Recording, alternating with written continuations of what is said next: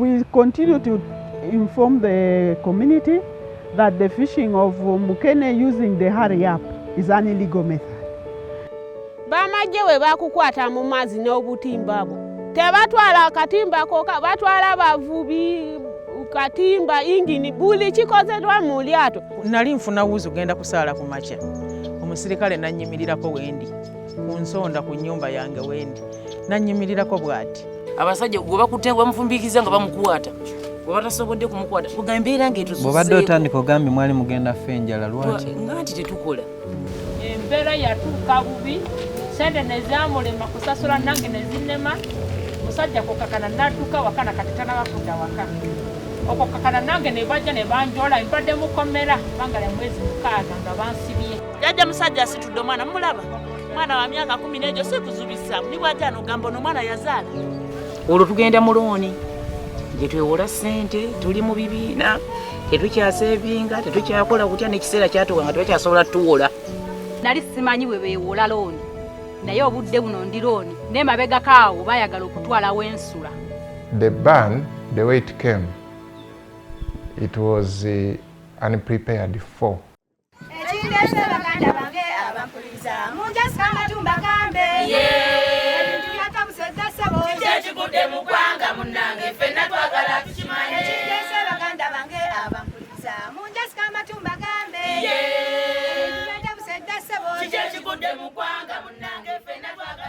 Ffe batuli awo nga tuwulira buwulizi ti ate muzaayo amaato mu mazzi mukene bamugaddewo ti mukene bavuba bubi batamputa ento ne babayimiriza ku mukene gwali mwaka oguwedde. Minisita nali ku lediyo ng'ayogera nti mukene bamugalewo ekyamazima yayogera kiro nkeera we bwatya ku makya nga bakutta abavubi bane babatwala ne tugezaako ne tugaba bannange abavubi bano omukyala yayogedde kiro nga ne bano bagenze n'okutega kakati essaawa zino mubakutte nti minisita temwamuwulidde yagambye okuvuba kukole ki kuveewo. Ne bawulira ne ku mawulire era omwami gye bayita Kambugwe yabiyogera ne bagamba nti tewaliwo okola ki kuvuba era tewali kuvuba kigambo hali apu yenna tewali muvubi yenna lyato lyonna eririnnya ku mazzi ne tulowooza nti oba kulimba era olunaku olwo lwali olusooka amaato okubeera nga bagenda muki olw'okuba mulimu okuvuba mulimu we bavuba ne batuuka ekiseera ne basitopinga ne beeranjako oluvannyuma lwakyo ne batandika okola ki okuddayo okuvuba. Nti oyo yakoze eki yayimiriza abantu okuvuba naye nga naye kennyini natuuseko ku gurawundi kujja kubuuza kino oba bali bamugambye kyekyo tetwamanya twalabiraawo nga ye agambye teri kuddamu kukola kyewamuke teri kuddamu kuvuba ne bagamba nti muto n'ebitimba mu bifulumyemu bw'otakifulumyamu bagenda kyokya era bagenda kitwala era nali nze ndi era nembeera eno neŋŋamba omuntu nyamba nzigiremu n'akijjamu. Mu butuufu ebintu byaffe byayonooneka amaato gafa sawa yaliyo tetulina maato. Abavubi abagenda mu mazzi nga tebamanyi ne bakoma nga amagye gabagobyewa mu mazzi titemuddamu kuvuba mukene bamugaddewo. Minisita yagaddewo envuba ya mukene.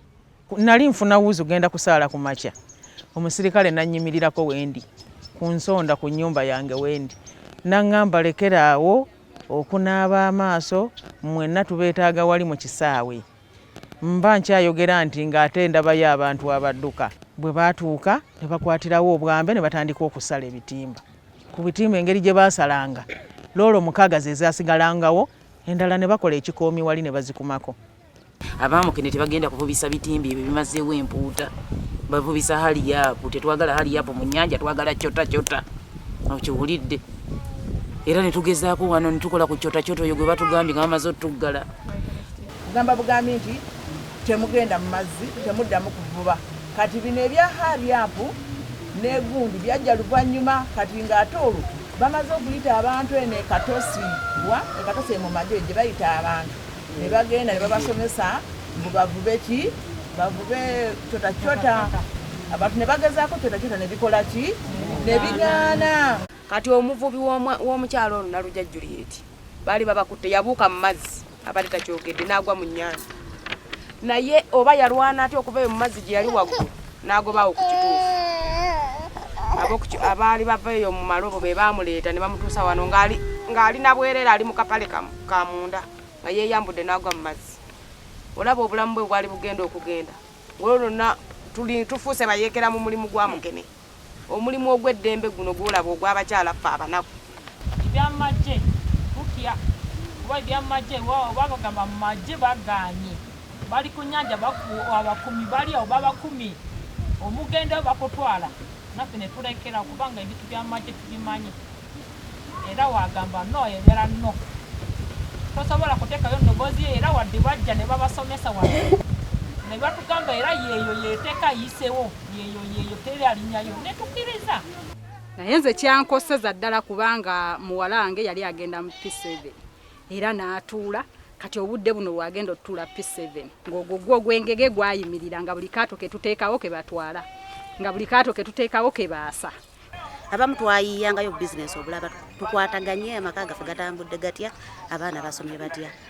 Twateekawo envuba era ya Mukene nga bagiyita omwoki ne tugiweereza nga mu mazzi omwo naye nga bwe bakwata abantu abo eryato lyagenderangamu abantu 4 naye nga buli muntu olina omutwolera emitwalo 5 5 bakuwaako abavubi abo 4 eryato lisigalayo ekitimba kisigalayo ingini esigalayo.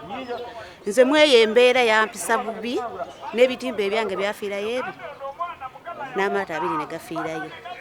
Bamagye we bakukwata mu mazzi n'obutimba bwo tebatwala akatimba koka batwala bavubi katimba ingini buli kikozeddwa mu lyato nekulijjayo eryato lyoka bakusaba mitwalo 5 nga tonaba kujjayo abavubi nabo bayinza okusaba buli muvubi nga mitwalo 2 eyo kamu 10 gwe omuntu bw'omujjawa.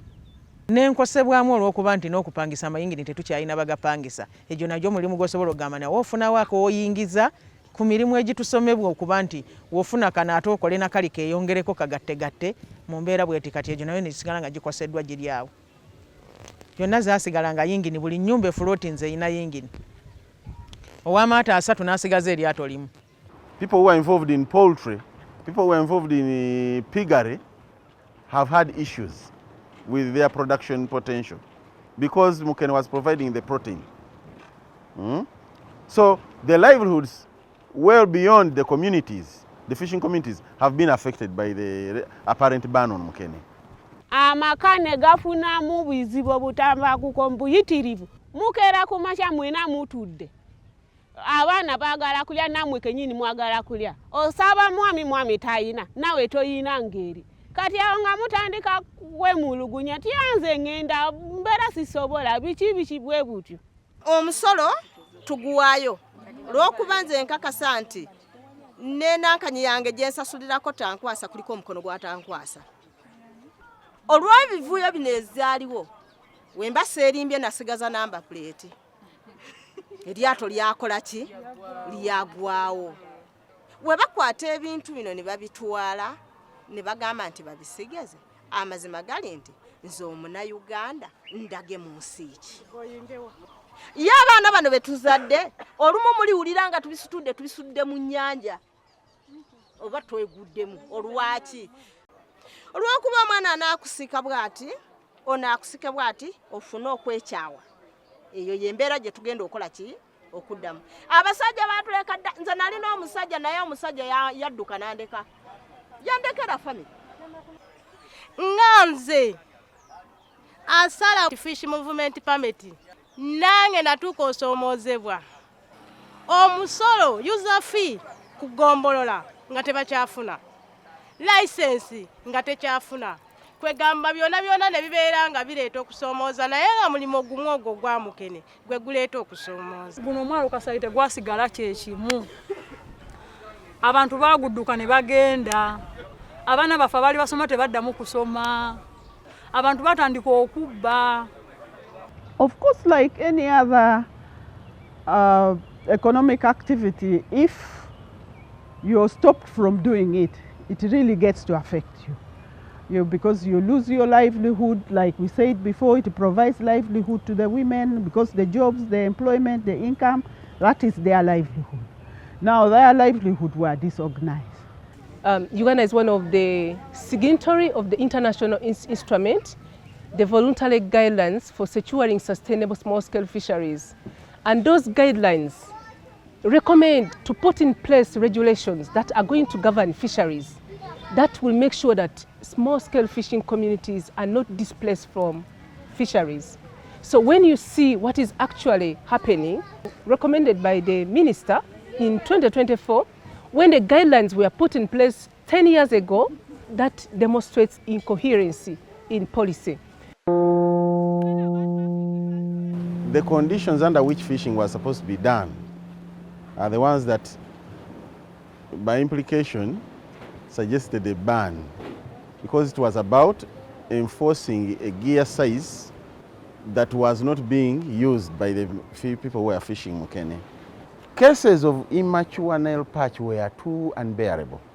Fenna twayisibwa bubi bwe twala bibiyo bamala kuva mu mukene ne tuleka wagamba mbu batekewo ka amalobo ate era nga abajasi bali babonyaabonya eno mukene bamuganidde eno empuuta bagamba amalobo tegaagali bwago eyo saizi ntono bakwata bukwasi ne tuzogala okutunda obutunduza nga embwe ekoze eki esudde ekiwunya kati obakyusa ne baga nti bajja envuba embi ningi yange omukyala ninteekawo akaato basookera ku batugamba nga bamanganya gundi ak'emikono akagundi musonge akamukene obunya katandikako nenkayiya nimbeerawo nenvuba ate saayo ne batugaa tukole ki tuve mu musonge tudde ku ki tudde ku yingini amaato gonna ne bagooca nyalina musonge ezo ne bazookya n'ebitimba byamu ne babyokya n'enkoma nensigalirawo tukonya yiya nentetenkanya nenzira mu lyate eddene kati ate nze mu lyate eddene nti ate mukene bakoze eki bamuweza abaana basoma kati baana tebakyasoma tukyalina na ssente ate nga ate batugambye nawo ku kyotakyoto kusiŋŋana ng'oli ku bbalama era bagenda kukwata bakutwale baagala simanyi gundi mmeka z'olina okuvubamu okuva wano ku nnyanja. Twatandika ne musonge awo musonge awo nga tuvubamu ne kyotakyota banfuna ntono abenfunayo omuntu omu okubeezaawo amaka ge ekyokulya nga bakyotakyota naye kyotakyota omulimu oguli awo ogw'akajiiko osena busenyi so omulimu ogwaliwo gwali gwa musonge ye yakolanga ne roolo 6 nga tuvuba mukene oyo twamuvubanga ndowooza mu kilomita ntono nnyo bweziti nga 6 nga mwe tuvuba ne tubeerawo n'envuba endala bagiyitanga ya nnyinjo twabeeranga kibiina eky'abasajja n'abakazi nga tukuma omuliro ku mukyanga awo abaami ne basuula eryato mu mazzi wali ne batwala ekitimba ne bakisuulayo kati ffe abakyala ne tusika nga tusika mukene najja eno ku mukyanga ate nga mungi nnyo ne tugabana bakyala bakolamu ebintu byabwe bingi bazimbamu amayumba kuweerera abaana ku masomero twamala ne tutuuka ku ssaawa eya haliyapu bwe yajja n'obutaala najja ne sola ne zibatule n'atwalako abantu ekiseera n'abantu baavuba mukene kene yajjanga awo nno entambula y'emirimu ne yeeyongera okuba obulungi development ne yeeyongera amasomero geeyongera okuyingira muno biseera by'oluwummula abasaba abaana enkola ey'okusomesa abaana nayo ne yeeyongera ku mutindo. Kati oba tugamba nti tugende mu kyotakyota ono kyotakyota ye kiringa omuntu akujjako ekitiyo n'akuwa ekijiiko tolina kyogenda kufuna ng'ogenze mu kyotakyota luli lusono. Obutimba obugula emitwalo 3 n'obuleeta n'obuvuba ate nabwo obeera ku bunkenke nabwo olina okubusasulya neeti waka okulaba nti ogenda mu mazzi bali luddawa n'ogenda n'obuvuba. Obutimba obwo ogamba nti obuleseeyo babutwala bajja ne babuyoola bwonna omwana agenda okuvuga eno akaato k'empolampola okutuukako nga tewali katimba naaka kyokka jjukira wakati wakyali yadde 11 obusente mwabwewola mu looni n'ogamba kati ngenda kuddawa ate bw'otasooka kuzzaayo ssente za looni tebakwongera ndala kati ne mudda mu nnyumba ne mwebaka oli owakati ajja wuuba mikono obanga akutte enkasi ye nti obutimba bwonna baabututte banne puleesa nazo ne zaagala ate okwongera okukuba buli nkambi bagiwanga ennaku 2 bagende bakole ki bavube naye amazima geetaagisa ebbanga amaato gye gaatuula nga tegasobola amaato gaafwa enkuyege zaalya ebitimba byafa ng'ennaku ez'ebbiri tosobola kuyingiza lyate eryo n'ofuna ki mukene oyo gye bagambye nti genda mufune school fees olw'okuba amaato gaali gafudde gaatisaatise. Embeera yali mbi awo nga twakatandika kuvuba nga majje gagamba ati mukene tebabiguddewo mukene muvuba mu bukyamu eryato ekkirizibwa kuvuba ng'otoddeyo 3 naye kati saawa eno abakyala be bali mu buvubi tulajja n'amata gogosinga golaba g'abakyala kati ne batukendezaako naye katusasula 10,000 buli nzikiza eyo naku 15 ez'enzikiza kati tebeeza saawa eno empewo efuuwa tewali na mukene eyo 10,000 giba gifudde bwerere nga toyina nakyo oggyemu yadde okiwuli oba ovuba bulungi oba ovuba bubi gw'omanyi naye nga yeezize yagiyingiziza.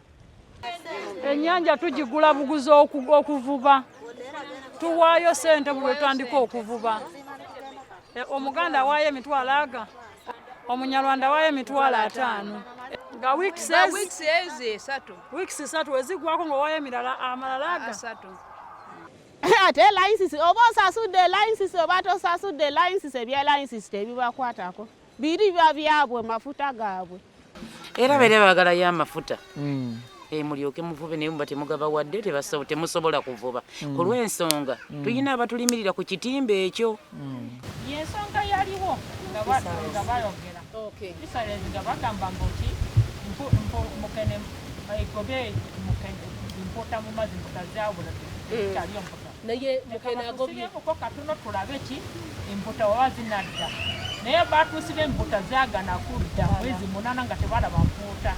When the information is that was coming out of the water was so alarming, the status of the stock, the amount of the young Nile perch that was caught in the Mukene nets was too much. The ministry had to come out and quickly, swiftly, just put a ban and say anybody with it, please stop for the good of the community. Because we do not conserve the fish for the government. The government doesn't do fishing. The fish is for the community. Once the fish is now not in the waters, the community will suffer. There's a conflict now between the silverfish and Nile perch fisheries. They are fighting for fishing grounds, they are fighting for fish itself, they are fighting for everything.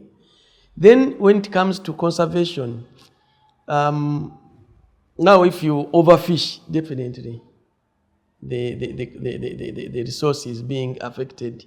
Abasirikale bo bennyini be baali bazo tutegeeza nti tewabadda mu mazzi ngazizzaako ekitimba ku butimba bwe tubawadde omukaaga ogwo bwe buba bugenda mu mazzi ate temugenda ku kibalama mugende mu mazzi aga wakati ne loolo mmeka ne loolo 6 kati mu byonna loolo 6 sina nzibu nnyo ate tezirina ne we zigaanirwa etteeka nga gavumenti egambye nti loolo 6 naye obuzibu loolo 6 tezikola wakati zikola ku kibalama. Twagenda ne tuwogerako ne ba member of parliament eyo ne tuteesa nabo nga tuli mu Afrikana ne tuwogera ku nsonga eyo basobole tukakanyizaako naye buli kyanga tuwogera tetunabafuna amawulire ti kino kiri bwe kiti n'amateeka gapya tigafuluma teganabafuluma gunafuluma ddi nga tukyali balamu oba nga tufudde kyensaba nga nze bandibadde nga bafulumya ateeka eyo mu bwangu ne tutandika okukola kubanga saawa no tosobola gwabugwina okola ekintu kyotategedde bulungi. Nakulwa abakyala twalina emizannyo egiraga nti nno tetuli bamativu. Twalukuliza wano ku kyalo ewaffe Ekinywante eddoboozi abakyala nga twekwatidde wamu lisobole okubeera nga likola ki nga lituuka ew'abakulu.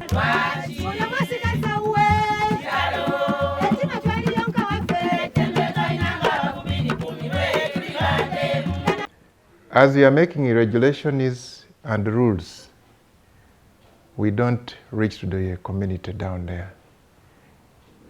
And instead of reaching to them with this information in a clear manner, sometimes we end up reach them on an enforcement manner.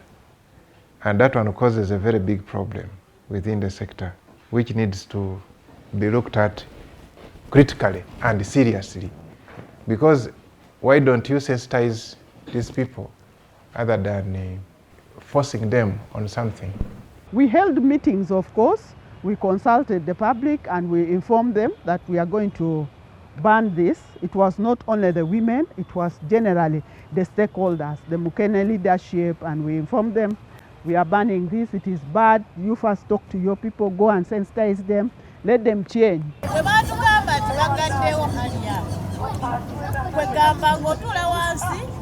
N'obirowooza mwenyine weddamu asanga ansa yeno kwata enkumbi genda olimire bali abadonati mu binazi ofuneko ofunirayo oleetera abaana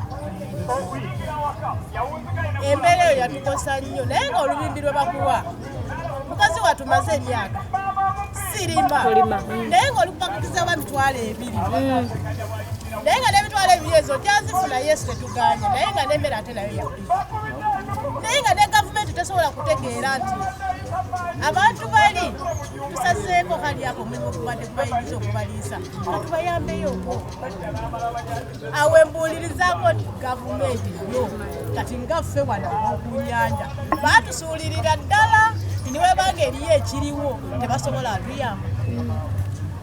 Ekitongole kya FIAN Uganda kyekitongole kye twafuna okujja okutulya ow'emyoyo kubanga kyekyajja ne kitusomesa nti omuvubi alina okubeera mu mbeera bweti etteeka likutambula bwe riti okusinziira envuba gye muvubamu n'okusinziira enkwata gye bayinza obbakwatamu ne batuleeterayoko ku bannamawulire ne batuleeterayoko ku bannamateeka ne batusomesaamu. Actually what KWDT intends to continue doing is to build the capacity of the women in groups to make sure that they can work as a group and raise their voices to talk to the local leaders first. We have the fisheries officers at our sub-counties to reach out to them and say that this regulation which has been put in place is unfair. It has been put in place without consulting us. So we have a lot of work to do here to make sure that the communities can understand what the regulations are, and then they can raise out to demand their legitimate tenure rights. You know, in Lake Victoria, basically we have like 3 commercial fish species, but silverfish is one of the most abundant in terms of the biomass. And so far for Lake Victoria, it's 1 metric tons. And if you look at the catches in terms of biomass, again, almost 60% is harvested on an annual basis. The National Plan of Action for implementing the SSF guidelines recommended optimization of the fisheries resources. If we fail to harvest it within a period of 6 to 9 months, then we are failing to optimize on that resources to harvest it and be able to contribute to economic livelihoods in these communities. And we are aware that the majority of the people who are involved in the value chain of the silverfish are women and the youth. And also again, they are the majority of the number of fishers that we have. Actually 90% of them, they're in the value chain of the Mukene or the Daga fishery. When you see the boats on the lake, some of these boats are for the women. Though the younger men are the ones who go to harvest. Eryato ligabanwako abantu 4 kubanga abavubi babeera 3 mu lyato n'omugagga naye ogenda okumaliriza nga liririddwako abantu ate nga 7 ku 9 kubanga kuliko emisoso gy'abantu abalikolamu ate neyo abavubi ng'ewedde lisigala litambula. Mukene akolanga emmere y'empuuta ate Mukene akolanga emmere y'abantu. kati abantu gye balwanira nga bamwetaaga ate gavumenti emwetaaga ebyemmere y'empuuta. We are recognizing the need to support the fishing communities and particularly the women to re-establish the equipment they were using so as they can continue to engage in legal fishing. If we don't do that, then they're gonna be compelled to go into the fisheries again using illegal equipment. These people still live with the negative impact of the ban. For example, ever since the ban was issued, we've never gotten any clear communication on whether it is now open or it is still locked.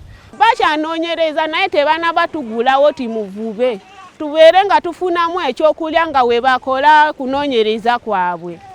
It's also very important to know that Uganda, we have just completed the Fisheries and Aquaculture Act. And what has been very important to put in place are the regulations. It will be very important, actually, even on our part, to make sure that the women we are working with are aware about these regulations so that we support them to comply so that they are not vulnerable to the harassment and the extortion which has been reported happening when they need to access the fishing grounds. We also recommend that the community get involved in complementary activities other than fishing. As you do the fishing, rear chicken, rear goats, do a bit of farming. Government, all other development partners should come in to support these fishing communities. It is true, it's not easy for someone who has been using a net, probably I just procured it, to throw it away and then procure another one. These things are costly. Probably we should be thinking of mechanisms of how we can support them to be able to procure, to access the right gears. Government ajje ku ground wansi, atumeyo abantu wansi. Tukoleyo bukiiko government atuwe ebintu bya loani ey'abavubi. Tetuyina sente za PDM sente ntono.